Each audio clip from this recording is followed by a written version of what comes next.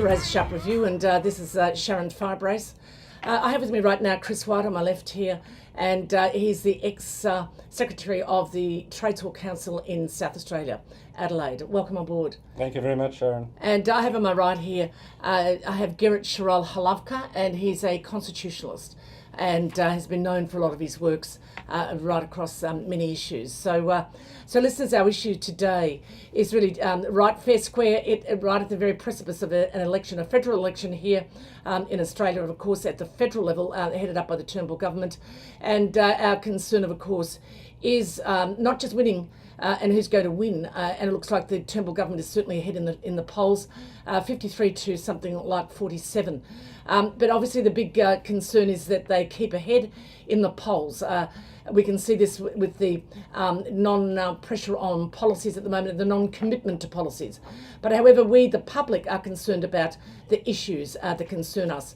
Now, before us at the moment is the trade union movement that has been bailed up in the corner by the bear of this Turnbull government, and the Royal Commission, headed up by Dyson Heydon, is got them fair square in the barrel here, and their survival is very much at stake and can end up in an ABCC and control on that. We'll talk about that shortly.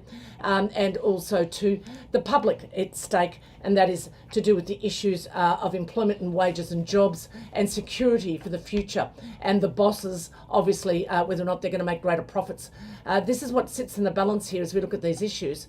I might just ask Chris now, the temper, this Dyson Heydon investigation, the Royal Commission, it was seen to be a loaded gun, it was seen to be a witch hunt, it was seen to be an issue that was going to give and deliver the greatest votes for and re-election possibilities for the Turnbull government.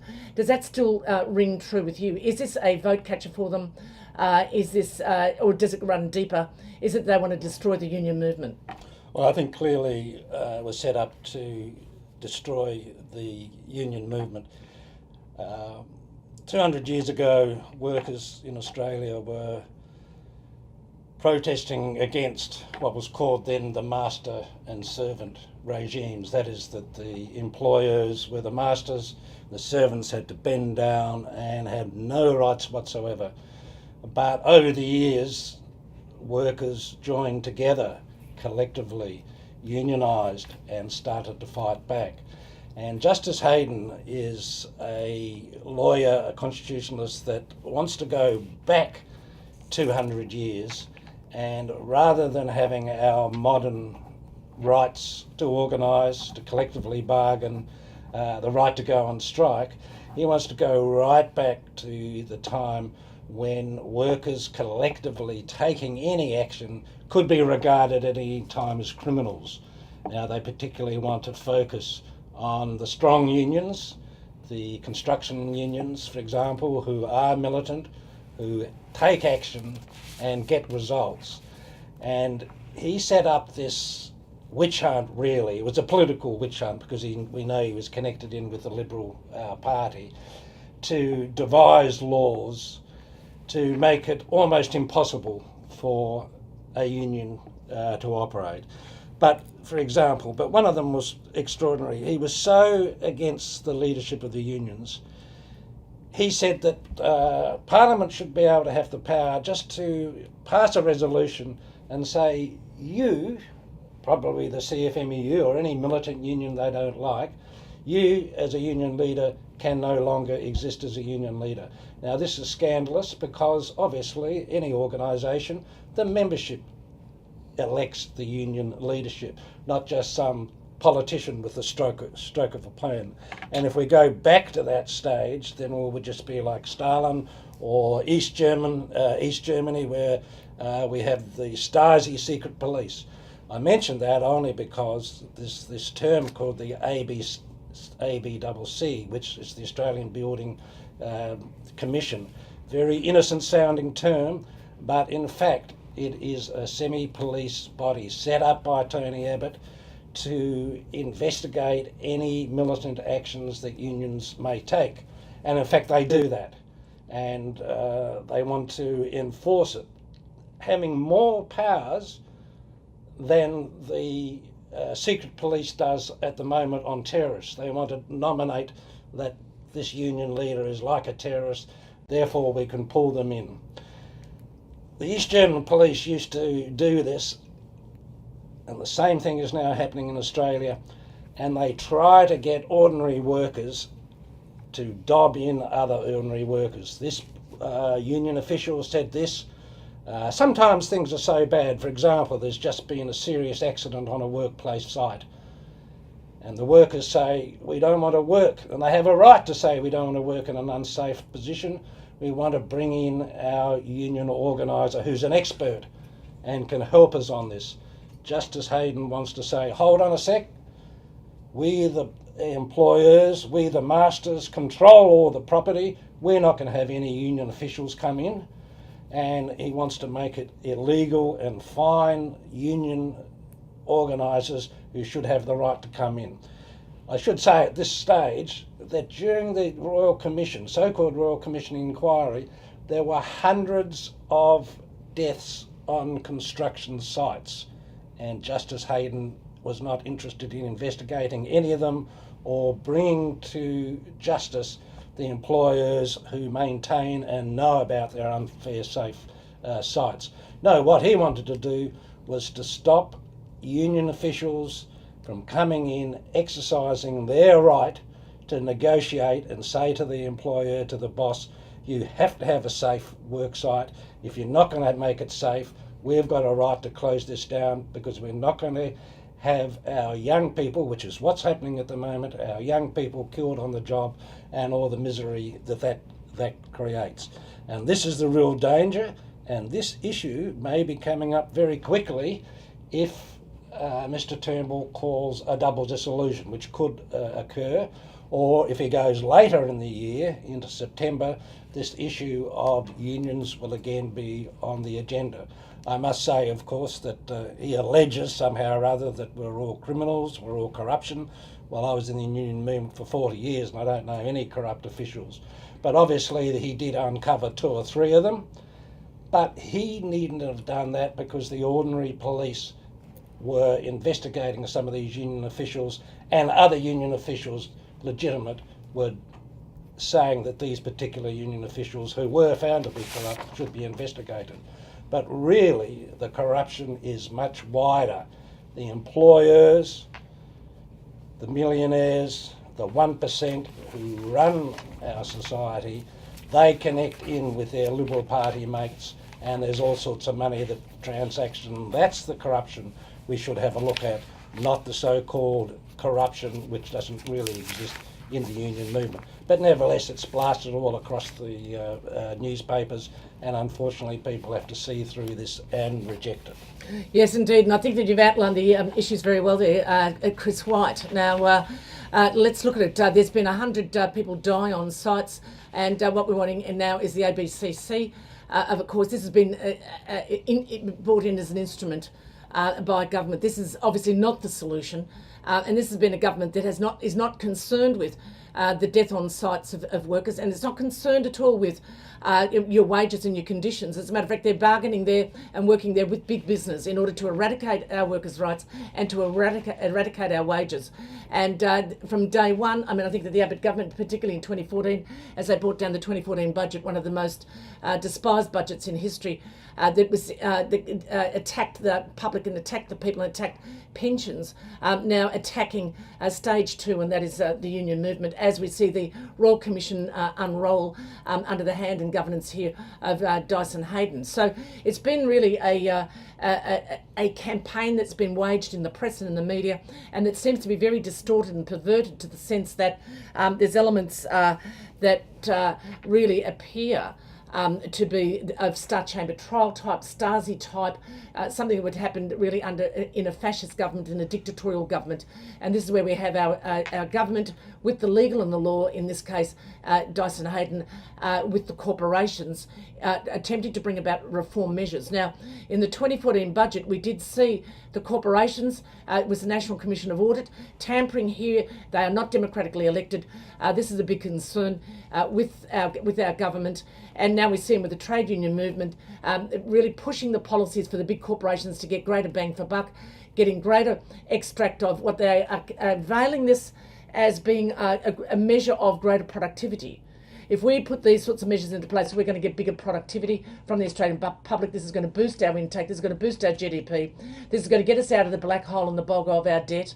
This is how it's presented. But really, this is putting the Australian public on the sacrificial altar. Yeah. This is going to have our children and future generations working like slaves, working under sweatshop conditions that we're seeing in other parts of the world, that we condemned in the past, now being pushed upon us here in the Australian public. That's what's at stake here, and I think you've been able to really outline that very well. Can I just make a quick point? One of the most ridiculous arguments on so-called productivity is the Turnbull government wants to take away people's penalty rates working on weekends. Now, any normal person knows that somebody earning a little bit more with a time and a half or double time on the weekend, they spend that money. As soon as they spend that money, the economy goes around because people buy the products. Once you start cutting wages, cutting out penalty rates, there's less ability for the workers to spend, and therefore it's worse for the economy. It doesn't increase the productivity. It's complete nonsense. The government, doesn't matter, the Turnbull government, whatever it says, always comes up with lies and says something or other. It'll be better for the economy, better for growth, better for wages, whereas often it's the opposite. We're in a very difficult capitalist crisis where in fact the economy is getting worse and worse. But as a response to that, the employers want to get more profits, and the only way they know to do that is to cut wages, in this case penalty rates. So I'm just making that point. Just one other quick point on the so-called political freedoms, whether or not we have the ability, the right to go on a rally, for example, to our democratic right. What's happening at the moment is, for example, in Western Australia just recently, there was about 500 workers who went on a rally. Okay, so they lost money because they weren't at work, but once they return to work, they should not be victimised, they should not be fined, they should not be penalised. That is, they've got a right to express their opinion that they're being exploited and they want better wages and conditions. But what's happened is that they've got this Stasi group to pick out 100 building workers and say, we're going to prosecute you and fine you just because you stood up and exercised your democratic right. So we have no democratic freedoms to do this once we have this Turnbull government who takes away our basic rights. And I think that's an absolute disgrace, and people should vote the Turnbull government out. Yes, exactly. There's no place for fascism here. There's no place for dictatorship. And certainly, as Mussolini said, that where you have corporations merge with the state, that is with the government, that's where you have a fascist state, a fascist situation. And here we're seeing a fascist approach, an application here right in a very critical area, and that is our wages and conditions, our wealth, our cost of living, our quality of life. And hence we've seen a downgrade of our quality of life, and we can look at some of the measures and the social statistics to see that. But I just want Gerrit to perhaps comment, Gerrit, here on the part of the Constitution and the instigation and bringing in, recommended by this, what seemed to be extreme right-wing recommendation by Tony Abbott, but certainly adopted and maintained by Mr Turnbull, who's trying to give a different face to the Liberal Party, National Conservative Party, with the slick suit. But however, is he not and the Liberal Party a sheep in wolf's clothing? Because we're seeing they're hanging to the same policies of Mr Abbott. He has not changed nor reformed, and he's maintaining the same direction, being pushed by the corporations and big business. Now, they want greater profit, and we're really in a dictatorship of profit here. Everything's about greater profit, and of course the profit that comes from your wage is a critical issue. Your wage and how much time they can get you for, and cheaper, etc., is greater profits to the corporation. A lot is at stake, and when you multiply the 9 million or 10 million in the workforce, it means millions, billions of dollars profit for corporations. We're not here for profits, though. We've got to look at the human rights aspect of this, and we've got to look at the rights of the worker that you've alluded to, Chris, and given some strong points to. But here, in the Royal Commission conducted by Dyson Hayden, in that Royal Commission, what's being proposed with the bringing in of the ABCC, I mean, obviously, people will be pressed upon in this Stasi style, jackbooted dictatorial style of no lawyers allowed. People will be getting information extracted under duress. All these sorts of issues, are they not a betrayal of our rights? If I may say something, right? First of all, the Constitution, in my view, is a work of art that was made in the time of the framers of the Constitution. I have done some research of the Hansard debates, extensive research on that. And it's very clear that the framers of the Constitution were debating the various problems they had with unions. But they also recognized that the unions were an important facet of life. They were there to protect certain rights of the workers. And so they really separated the powers of the Commonwealth for industrial relations versus that of states under state law, because every state have different laws and everything else. I have been at some states, been a union member. Once I went there on behalf of a union official, speaking to him. I've also known John Rutherford, who was an official of the Plumbers Union. He's been a friend of mine for over 40 years. I respect him.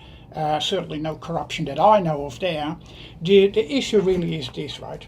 We have a constitution created, as I said, that was a work of art in the time that it was created. Like you do Michelangelo, where like you does his artwork of statues, whether you got Picasso has his paintings and everything else, Beethoven, his symphonies.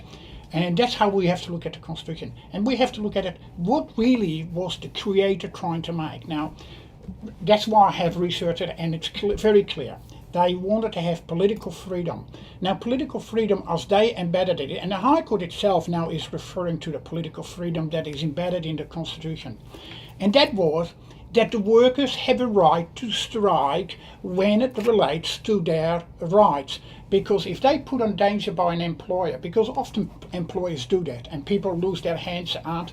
I have been in charge of factories, and the one thing I did when I took over a factory was immediately go through it like a fine-tooth comb and make sure that everything was safe. And I remember one day when I stopped the worker from doing something that I felt was dangerous, I went to the tool room to organize a modification. Behind my back, some manager from the office came, overruled me, and the guy, when I came back from the tool room, the guy was on the floor, back injury. I reported it, that what I had stopped the guy. That is where unions are needed. In this case, because I was in charge, I had the understanding of the dangers. But nevertheless, we got employers who are totally ignorant, and they think, well, the fine we end up with is far less than the cost if we employ them properly. In fact, the 457 visas, I have a problem with that too, because it robs Australians of their right.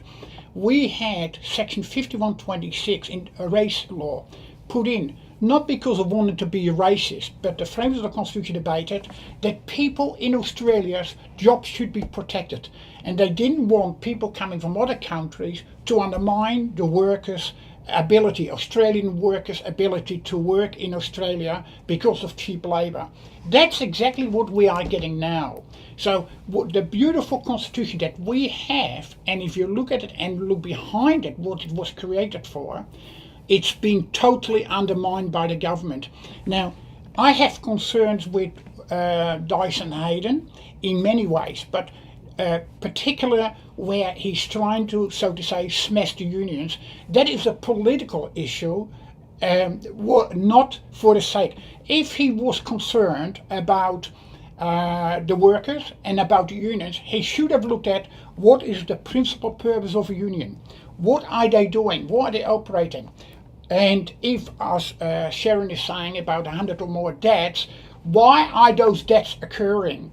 That would be, in my view, a proper investigation to look all around it. But you can't do an investigation that is only or based on one issue alone, and that's the government to interfere. Now, we have unions that are to be organized by elections and everything else. So union officials are to be elected by the members. I cannot see any constitutional validity in the government interfering to say, well, you cannot have that union official because the government may not like it. I mean, Chris is retired, but suppose Chris is there and speaks up. The government can say, oh, we're going to vote him out of a job because we don't like him. This guy knows too much. You can't have that. We have to make sure that unions are separate. We don't want the government to go for an election saying, smash the unions. Unions are, as I see it, a necessary evil. You cannot do without them. And I'm not speaking on behalf of the unions. I am speaking on my own behalf that as a constitutionalist, the framers of the Constitution put us with a Constitution to protect the rights of workers and that they have contracts under the state laws, that because every state has different laws, different application.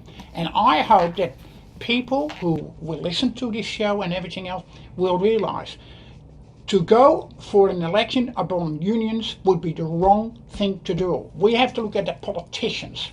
What are they on about and what are they trying to do? It can't be an election based on unions only. And yet what we're seeing here is a lot of mud being thrown. So we're seeing a Royal Commission and we're seeing a lot of data and information released, which what some would say is almost unlawful, is certainly, they've got to follow the appropriate channels there and release it, and Mr Dyson Heydon should be releasing that material to the appropriate authorities, to the appropriate elements of the law, with the appropriate jurisdiction so that it can get the fair trial that it does.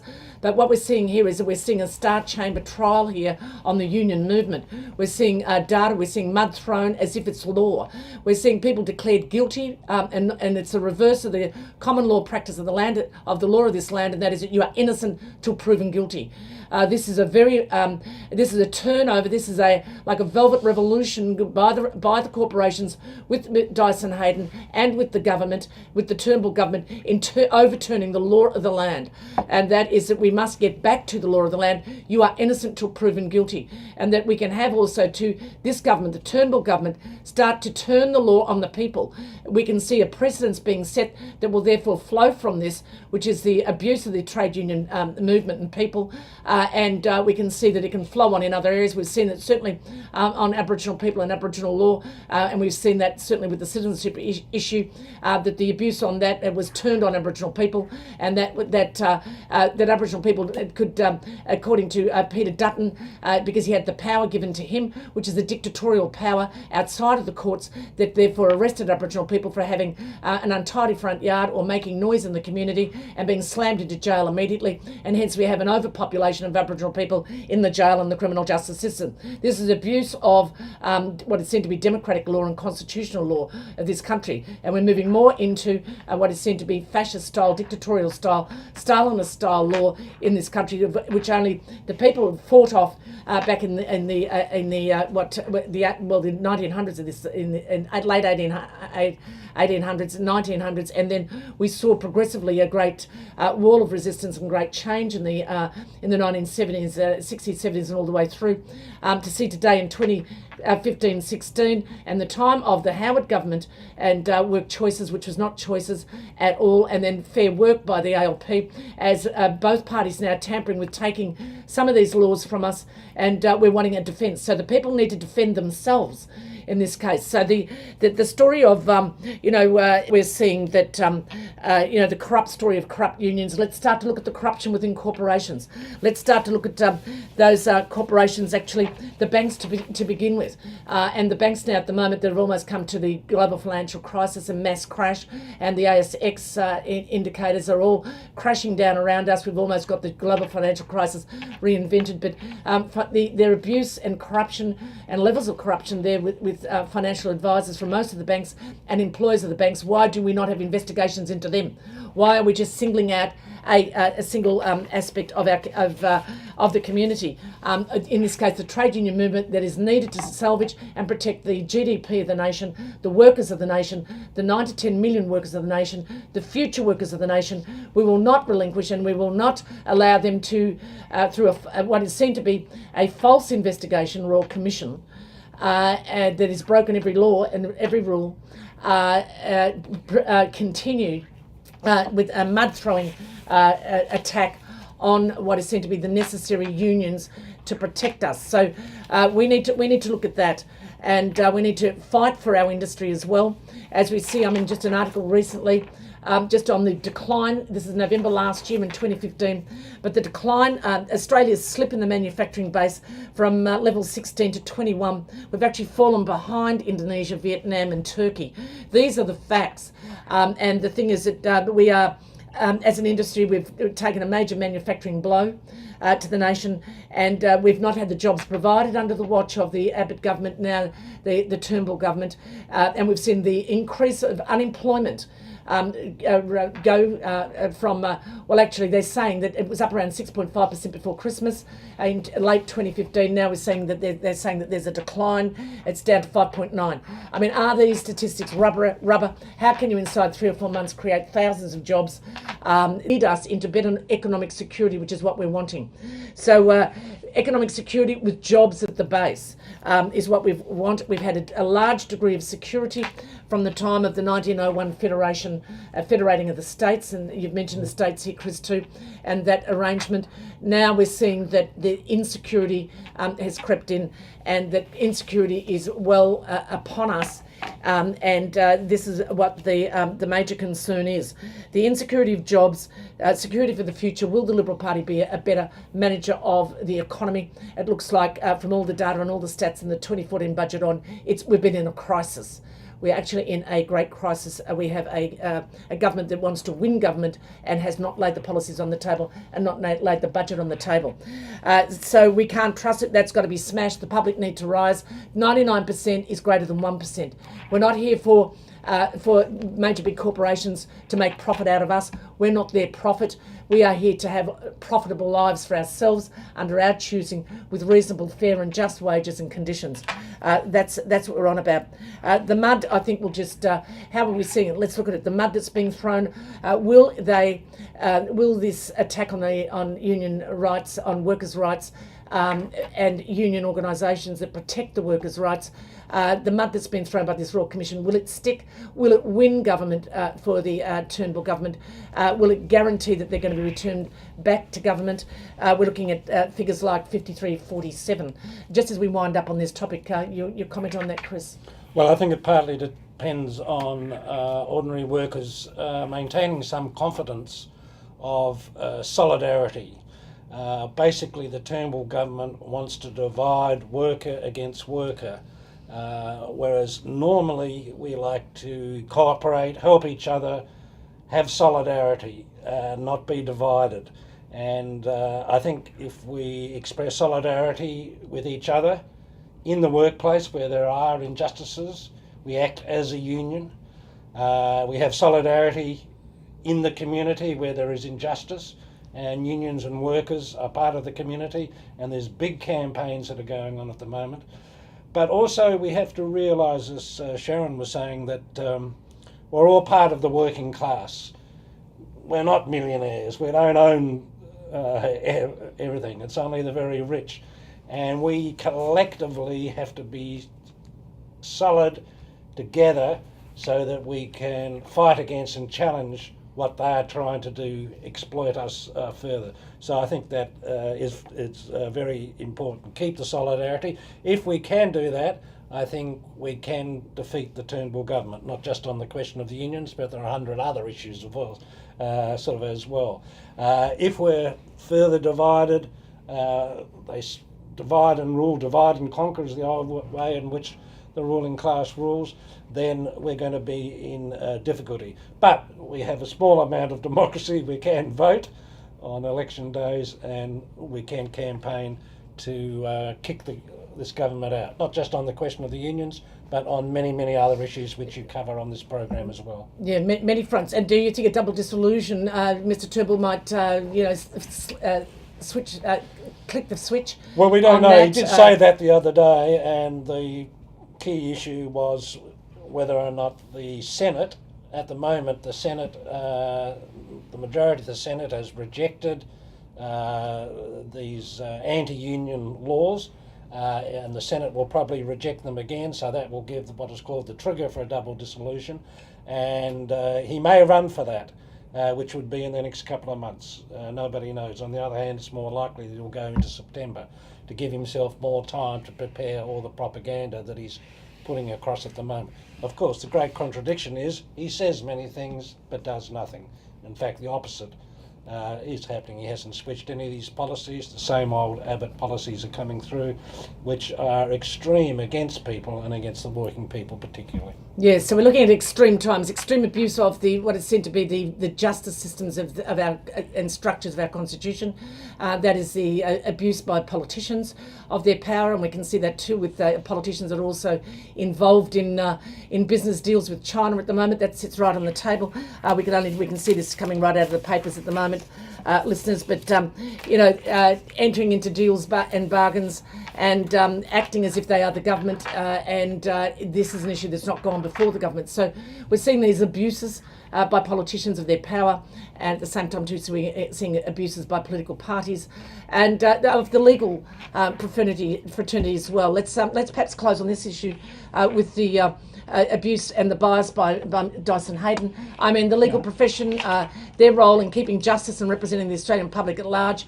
Do you think it's been obvious that he's been exposed for his alliance to the Liberal Party?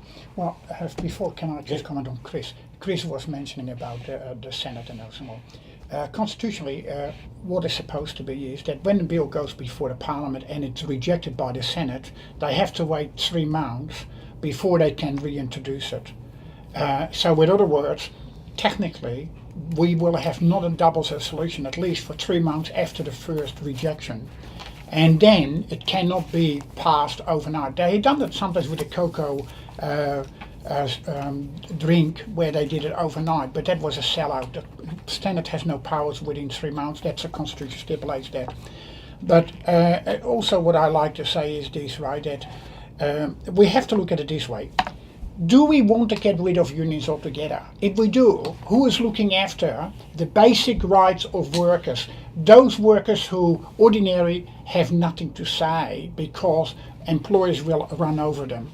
This is what we have to consider, that if we don't look after the workers who are normally powerless, and have no union, then where will it stop? Because if they can get rid of unions, they can get rid of other organizations, and then people are without power whatsoever. They will simply become too slaves and vulnerable to any dangers.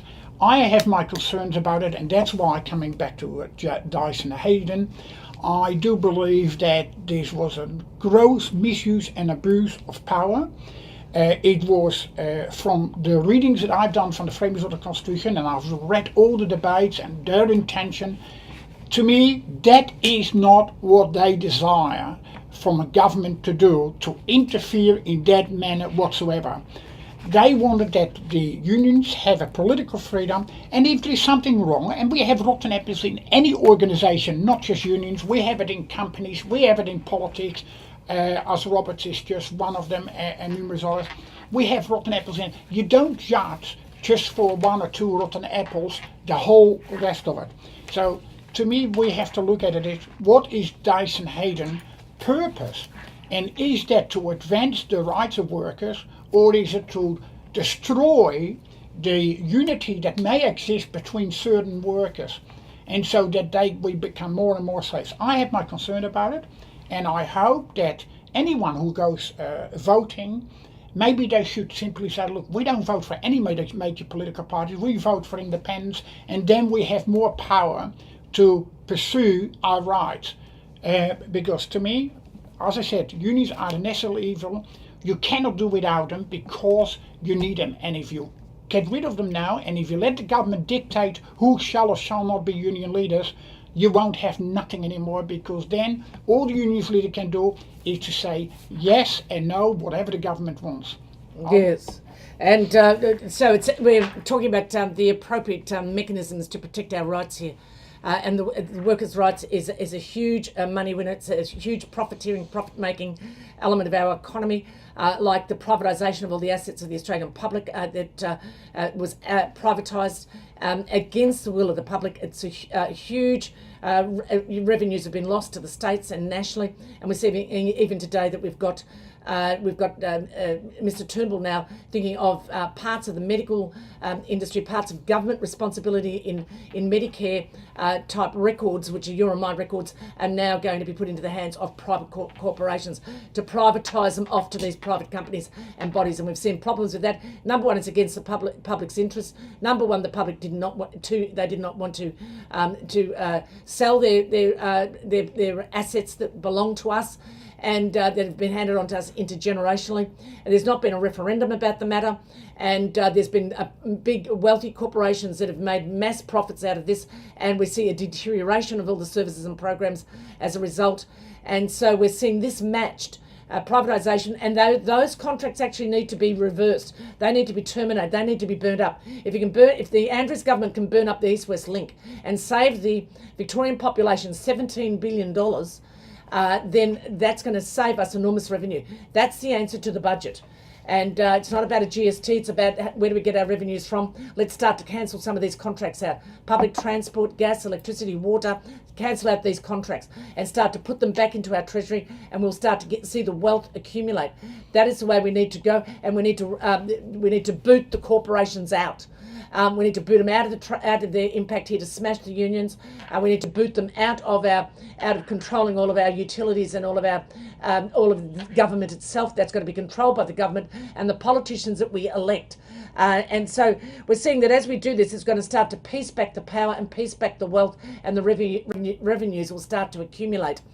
So we need the unions. We also perhaps need, right at this point in time, we need an NCC, which is a National Corruption Control Commission, in order to be able to reel in some of what we've seen in the press today, which is politicians taking advantage of their position that they're in, conflict of interest, pecuniary interest, and other vested interests, and get back to serving the public and serving the people and not breaching Section 44(1) of the Constitution. We've got out of whack and away from constitutional practice.